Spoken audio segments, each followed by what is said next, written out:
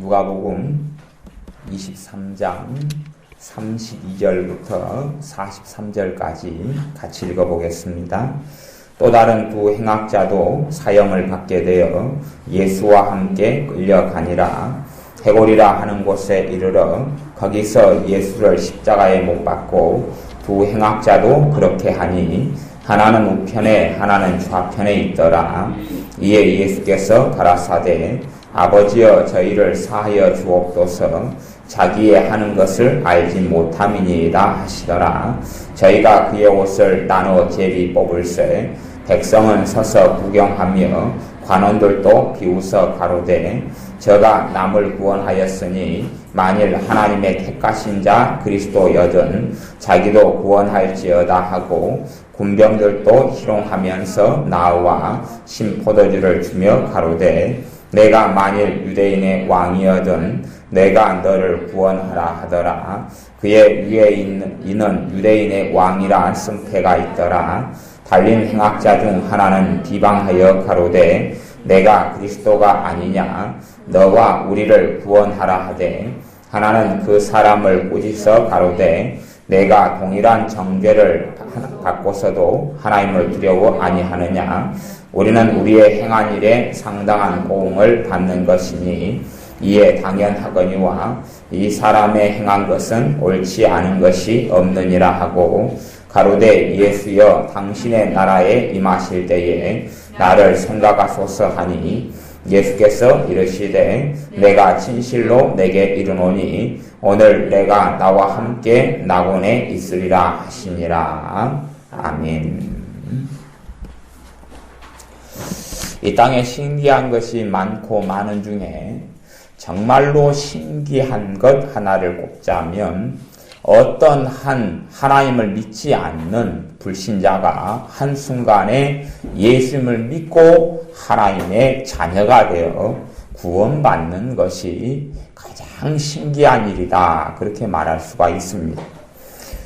오늘 읽었던 누가복음 23장에는 예수님께서 우리의 죄를 위해 십자가에 못 박혀 죽으시는 내용이 나오고 예수님과 함께 양편에 오른쪽과 왼쪽에 강도 두 명이 같이 십자가에 못 박아 죽는 내용이 나옵니다. 그 중에서 두 편, 오른편과 왼편 중에서 오른편인지 왼편 강도인지는 성경에 나타나 있지 않지만 한쪽 강도 두 명 가운데 한 명이 예수님을 믿게 됩니다. 믿게 되고 한 명의 강도가 구원을 받게 되는 신기한 일이 나타납니다. 사람들은 구원이라는 것을 구원을 점진적이다 이렇게 말하는 사람들이 있습니다. 그러나 구원은 절대 점진적이지 않고 구원은 즉각적입니다. 구원은 점진적이지 않고 즉각적입니다. 점진적이다 하는 이야기는 무슨 말이냐 하면 어떤 사람이 예수를 믿게 될 때에 그 앞에 전조가 있다 그런 이야기예요. 자기의 생활을 먼저 반성하고 돌이키고 그렇게 하다가 이제 점점점 어느 순간에 예수님을 믿게 된다. 그것을 그런 회심을 한다. 그렇게 말하는 사람들이 있습니다만은 그것은 거짓말입니다. 거짓말이에요. 그렇게 이야기하는 것은 무슨 이야기 하려고 그러냐 하면 100% 예수님의 공로로 구원받지 않고 그 사람의 행위가 10%든 20%든 있어야 구원받는다. 그런 이야기를 하는 것입니다. 여기 예수님 양편에 달려 죽은 행악자였던 강도 두 명은 아마 살인 선고까지 받았을 정도니까 사람 정도는 죽였지 않은가 싶어요. 그 이상의 죄를 저질렀던 흉악범이니까 흉악범이었어요. 근데 어떤 분이 성경을 해석할 때 제가 그런 내용을 들었어요. 이 두 사람 중에 한편 강도가 구원을 받는데 그 한편 강도에 대해서 뭐라고 이제 설명을 하냐 그러면 그 강도는 감옥 속에 있을 때부터 이미 자신을 돌아보고 자신의 인생에 있어서 얼마나 하나님 앞에 잘못 살아왔는가를 회개하기 시작했다. 그래서 회개하고 있었다. 이런 내용을 이야기하는 것을 들었어요. 그런데 성경을 하나님 말씀을 전하려면 반드시 성경을 확인해 봐야 돼. 성경 말씀이 정확하게 이야기하고 있는 것을 이야기해야 돼. 어떤 추측을 할 수 있는데 추측은 성경에서 전혀 이야기하지 않는 것을 추측할 수는 있어도 그것은 추측은 진실한 근거가 되지 않습니다. 지금 이 두 명의 강도에 대한 이야기는 마태복음 27장에도 나오는 일입니다. 마태복음 27장에는 좀 더 간략하게 나왔는데 오늘 읽었던 누가복음 23장에서 이야기하지 않고 있는 이야기를 하나를 하고 있어요. 마태복음 27장 44절을 같이 읽어보겠습니다. 마태복음 27장 44절 같이 읽습니다. 시작. 함께 십자가에 못 박힌 강도들도 이와 같이 욕하더라. 아멘. 예수님과 강도들이 함께 십자가에 못 박혔어요. 그리고 함께 못 박혀서 이제 몇 시간 동안 십자가에 매달려 있습니다. 무슨 힘으로요? 못의 힘으로 매달려 있습니다. 그리고 고통스럽지요. 예수님 십자가에 매달려 있을 때 무수히 많은 사람들이 예수님을 비난하고 욕하면서 너가 구원자니까 너가 스스로 구원 좀 해봐라. 그리고 두 강도도 뭐라 그러냐 그러면 구원할 때 나도 우리도 좀 구원시켜달라. 네가 구원을 네 스스로 네가 메시아고 하나님의 아들이니까 너도 구원할 뿐만 아니라 행악자인 우리도 좀 살려주라. 그런 이야기를 했어요. 44절에는 함께 십자가에 못 박힌 강도들도 이와 같이 욕하더라. 몇 명이 욕했어요? 2명 다 욕을 했습니다. 2명 다 예수님을 비난하고 욕했습니다. 지금 한편 강도에 구원받은 것을 지금 이야기하려고 그럽니다. 그러면 몇 시간 십자가에 못 박혀 있다가 해질녘쯤 되니까 이들은 죽임을 당했습니다. 예수님께서는 어느 때에 그냥 너무 찐액이 빠져서 십자가에 못 박힌 상태에서 그냥 돌아가셨고 그냥 운명하신 것이고 2명의 강도는 몸에 아직은 활력이 있고 건강했기 때문에 십자가에 못 박혀 몇 시간 있는 걸로는 죽지를 않았습니다. 죽지를 않아서 이렇게 십자가에 매달아 놨는데 죽지 않은, 해가 질 때까지 죽지 않은 경우, 다음 날이 특별히 안식일이라거나 아니면 당시에 6월절 같은 큰 안식일이었던 명절 되기 전에 해질녘 부분에는 십자가에 매달린 사람들을 계속 밤새도록 매달려 놓지를 않았고 그 전에 사람들을 죽였습니다. 십자가에 매달았는데 사람이 안 죽는 경우는 다리를 부러뜨리면 죽었어요. 이 다리 허벅지 있는 부분을 부러뜨려가지고 죽였어요. 그래서 이 두 명의 강도도 다리 있는 데를 부러뜨려가지고 죽였어요. 근데 예수님께서는 자신의 공생애 동안에 온 찐액을 다 뽑아서 병을 고치고 복음을 전하고 여행하면서 귀신을 쫓아내고 하나님 말씀을 가리키고 그리고 때론 밤새워 체하기도 하고 우리의 죄짐을 짊어지고 하나님께 부르짖고 그런 삶을 사셨기 때문에 몸에 에너지가 별로 있지를 않았어요. 에너지도 있지 않아서 주님이 밤새도록 고문당하고 채찍에 맞고 피가 낭자하게 흐른 상태에서 더군다나 골고다 언덕길을 걸어가시고 그리고 십자가에 달렸을 때는 그렇게 많은 힘이 남아있지 않았어요. 고문도 그렇잖아요. 젊은 청년들을 좀 고문하면 힘이 있으니까 버티는데 나이 들거나 병자를 고문하면 고문하다 죽어버려요. 똑같이 놀래키는 일도 왜냐하면 우리가 임산부나 노인들이나 어린아이들에게 그런 놀이공원 기구 중에서 어떤 것은 타지 마시오 이렇게 경고가 돼 있는 것은 놀랄 만한 일이 생기면 노인네들 같은 경우는 심장마비 때문에 확 죽어버려요. 그렇기 때문에 그런 것처럼 예수님의 상태가 그 상태여서 예수님 십자가에서 죽으셨어요. 사람들의 손에 의해서가 아니라. 근데 사람들이 그렇게 이야기합니다. 너 자신을 구원하라 그렇게 합니다. 사실은 주님께서 자신의 살아있는 이 목숨을 구원할 능력이 없어서가 아니라 안 하시는 것은 십자가에 죽으셔야지만이 우리를 구원하실 수가 있기 때문에 그렇습니다. 십자가에서 예수님께서 우리의 죄를 위해 죽지 않는 경우는 아무도 구원받을 수가 없습니다.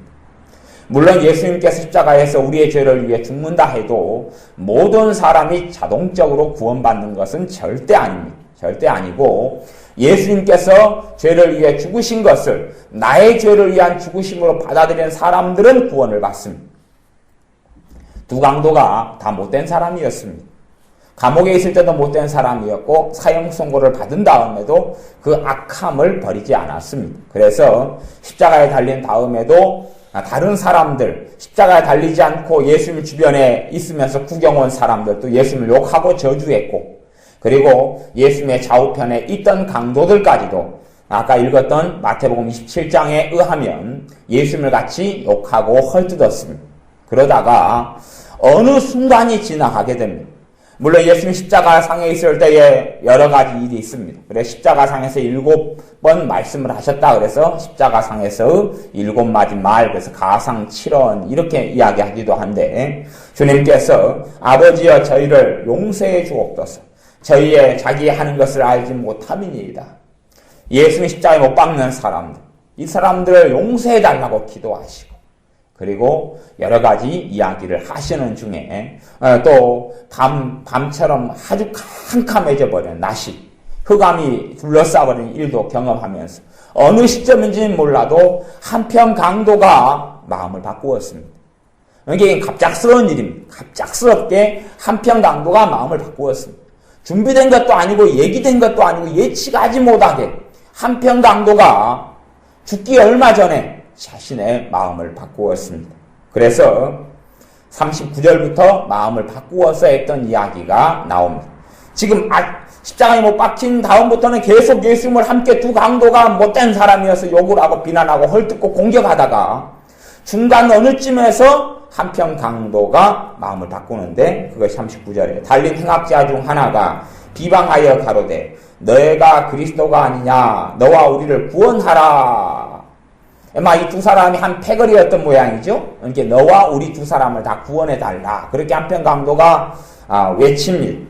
비방하고 욕합니다. 너가 그리스도라면 그런 능력이 있을 거 아니냐. 그때의 40절에 하나는 그 사람을 꾸짖어 가로되, 이제 같이 맨 처음에는 동조하고 같이 예수님 헐뜯고 욕하다가 어느 시점에 대해서 한편 강도는 마음을 돌이킵니다. 그리고 너가 동일한 정죄를 받고서도 하나님을 두려워 아니하느냐. 우리는 우리의 행한 일에 상당한 보응을 받는 것이니, 자신들이 행한 일 때문에 사형을 받는 것이니까 당연한 대가를 치르는 거다. 우리는 이에 당연한데, 이 사람의 행한 것은, 예수님께서 행한 것은 옳지 않은 것이 없느니라.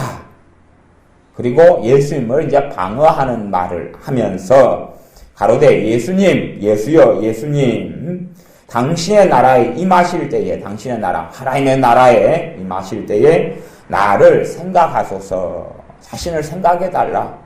이 한마디를 하고 예수님께서 이르시되 내가 진실로 너에게 이르노니 오늘 너가 나와 함께 낙원에 있으리라.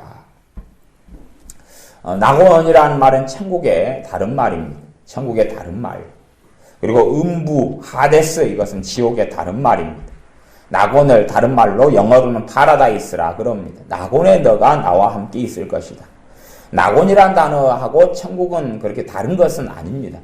그런데 어떤 차이점이 있냐 그러면 천국이 완성된 천국의 개념들을 좀 가지고 있는 게 있고, 낙원은 중도기적인, 과도기적인 것을 낙원이라 이렇게 말할 수가 있어요.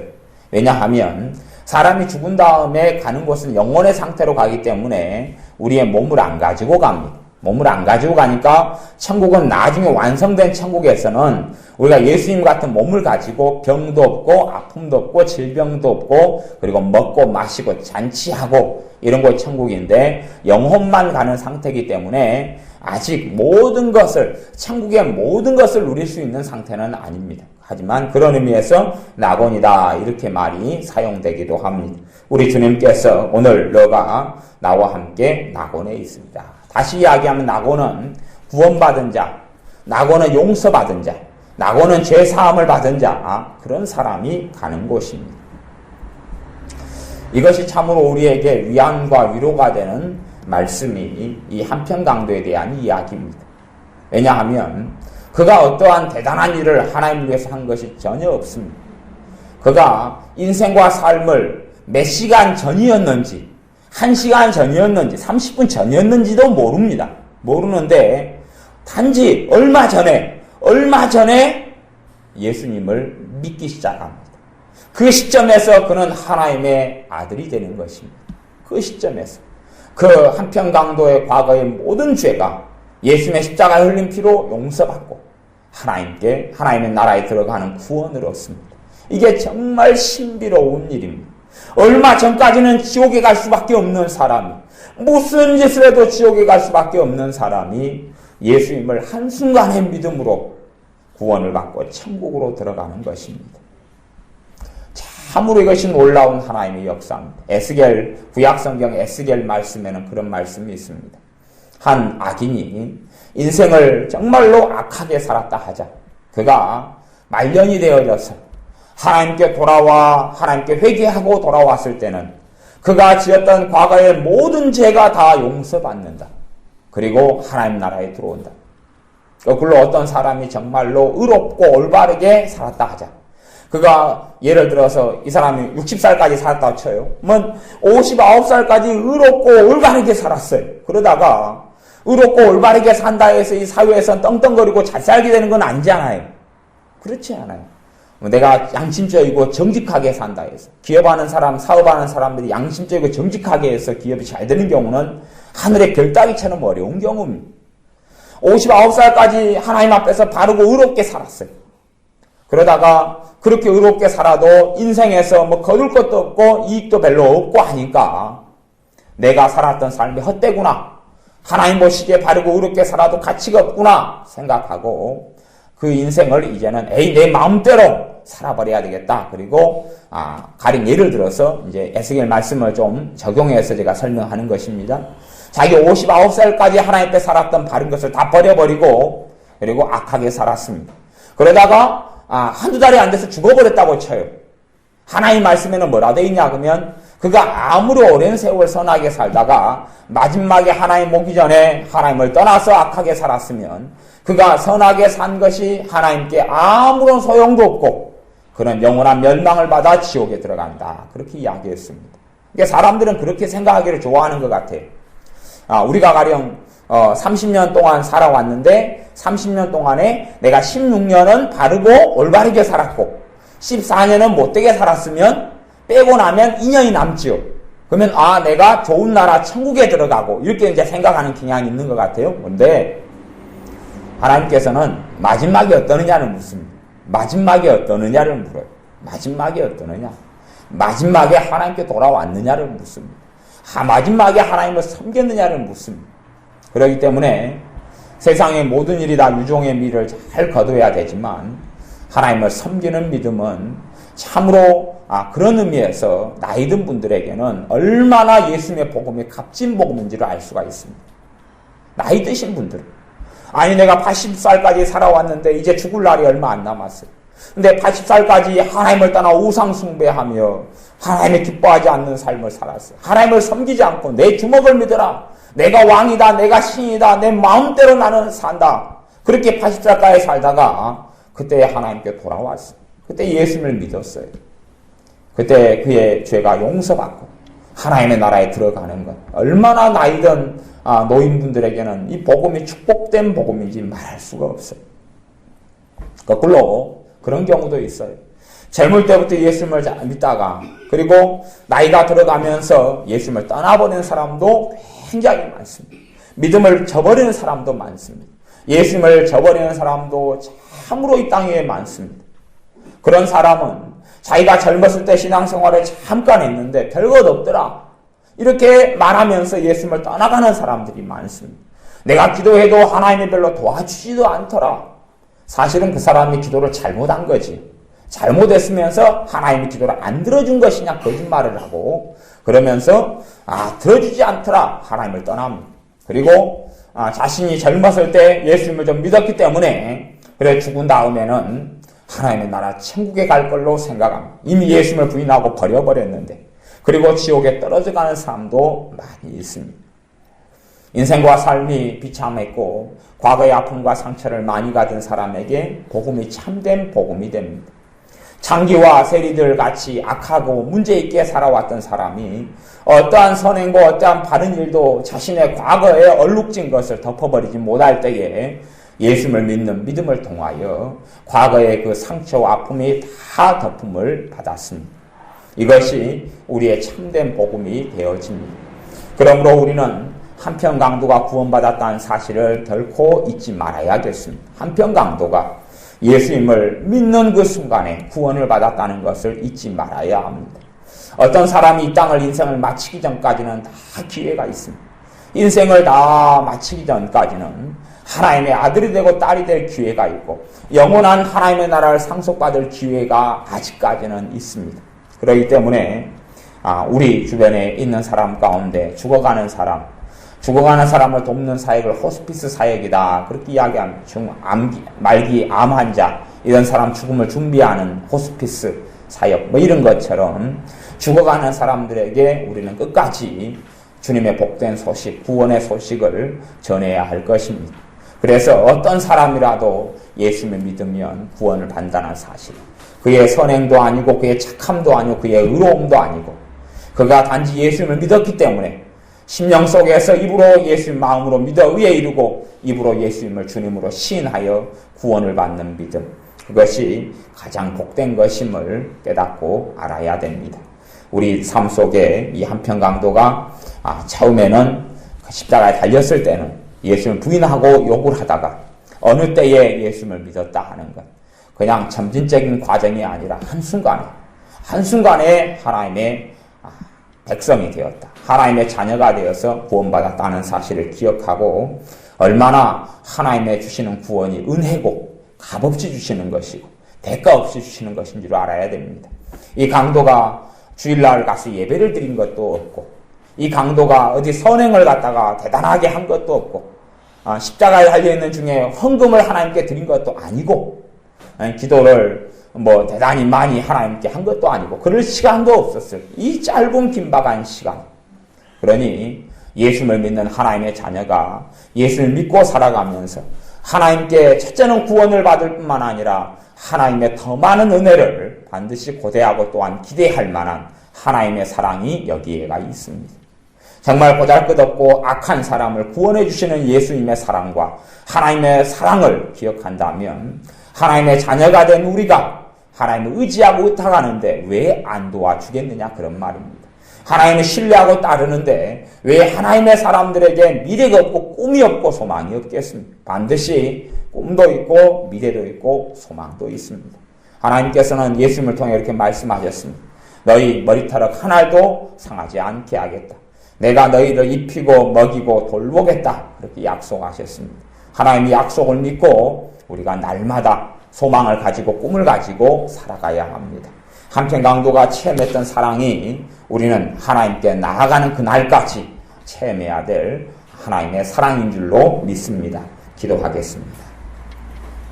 아버지 하나님, 한편 강도가 구원받은 사실을 보면서 하나님의 얼마나 자비하심이 크며 은혜가 크며 주님의 십자가에 흘리신 대속이 얼마나 값진 것인가를 봅니다. 그리하오니 예수님을 믿는 믿음이 얼마나 귀하고 소중하고 값지며 또한 예수 그리스도 주님께서 우리에게 얼마나 소중하고 귀하고 값진 분인가를 날마다 깨닫게 하셔서 예수님의 십자가의 죽으심을 통하여 하나님 아버지의 사랑을 체험하는 우리가 되게 하여 주시며 또한 예수님을 통하여 하나님의 자녀가 된 우리는 날마다 함께 하시고 도우시는 하나님의 사랑을 믿고 그 사랑을 의지하여 하나님 아버지께 나아가는 우리가 되게 하여 주옵소서. 예수님의 이름으로 기도하옵나이다. 아멘.